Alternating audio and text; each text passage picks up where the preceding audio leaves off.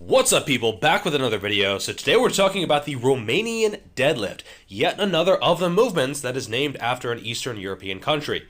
Russian twist, Bulgarian split squat. Is Russia even part of Eastern Europe? Anyway, moving on. So this is one of my favorite posterior chain movements. So this means that it's going to be working the hamstrings, the glutes, and the lower back. It is a hip hinge movement. So this means that you're sitting your hips back and you're relying on the glutes and the hamstrings to extend the hips with each rep.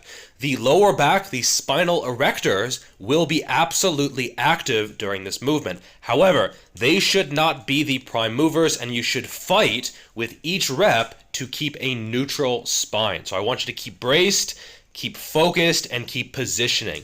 As you can see here, the lower back and the upper back are both maintaining a fairly similar position throughout the lift.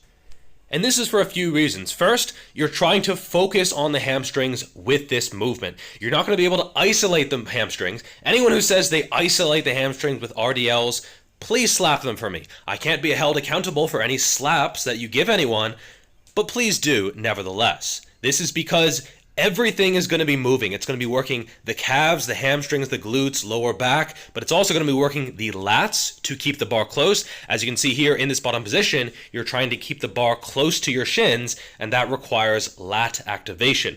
It's also going to be using the traps, both lower, mid, and upper, in order to keep your chest up, as well as because there's a giant weight hanging from your arms, giving a stretch on the mid and upper traps. Plus, it's obviously going to work the grip as well, and these upper body muscles, the grip, the traps, the lats, during something like a back extension, these aren't really going to be active. So, for something to help your deadlift, this would be my number one deadlift accessory, because it is very similar to the deadlift, and there's a lot of carryover to a conventional or sumo deadlift. Now, one thing you can do to make sure you're keeping position, you're using the lower body instead of the upper body, is to deadlift with your back to the wall. So this means that you want to tap the wall with every single rep. You can do this with a pole, with a post. Obviously, don't have any spikes on the pole. Could go up the poop chute, but try to touch the pole with every single rep. This is going to make sure that you're sitting back and you are loading the hamstrings and the glutes rather than the spinal erectors. A little bit of rounding on some reps is okay. You can see here, in some cases, as I fatigue, the lockout is becoming a little bit more difficult.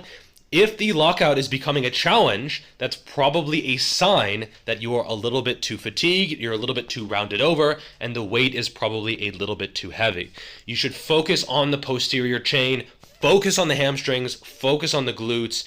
If you're really struggling to lock it out, probably using too much weight. Now, in terms of programming, they are primarily a lower body exercise, but you also have to keep in mind the lats are going to be working overtime. In terms of reps, I would say anywhere from 6 at a minimum to maybe 20 would be pretty good. Obviously, this set is going to be a lot more. I think I did 42 reps. This shouldn't be every set, and if you want to do a high rep AMRAP, I would say one set is absolutely going to be enough.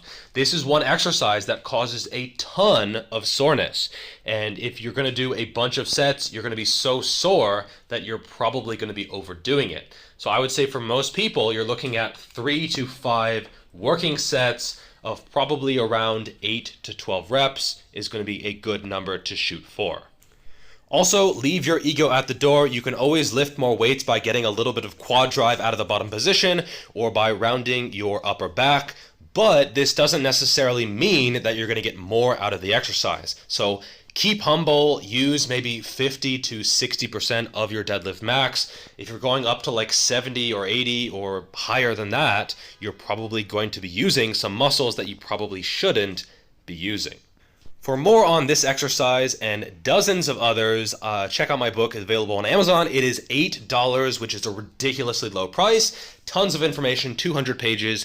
Awesome reviews, has 4.9 stars. Everyone has been really receptive to the book, so pick up a copy today. That's all for this video, and I'll see you in the next one. Peace!